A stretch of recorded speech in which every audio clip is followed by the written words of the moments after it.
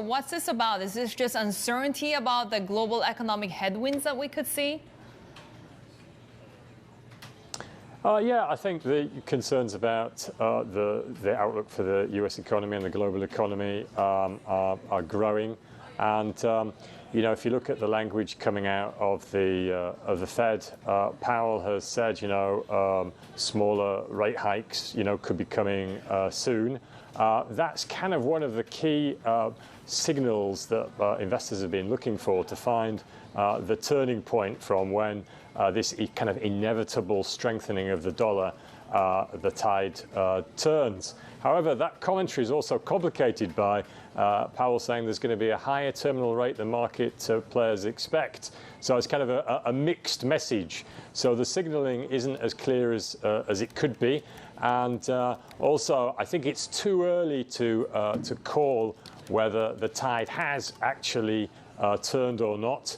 And I think we've got that US CPI figure coming out later this week, and that will be key focus to see whether this trend of the dollar kind of weakening a little bit continues and the yen strengthening. Certainly, Japanese policymakers must be very happy at the moment.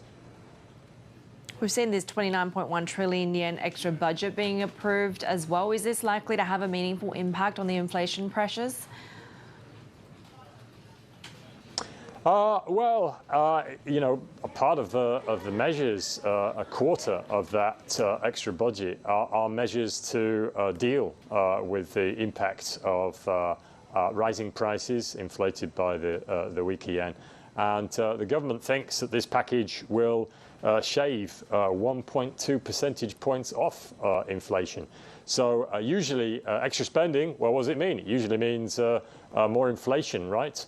But in this case, the actual measures are reining in inflation. So it might not be as inflationary as you would expect. I think the one takeaway, one of the key takeaways from this extra package is Japan is resolute. It's staying the course.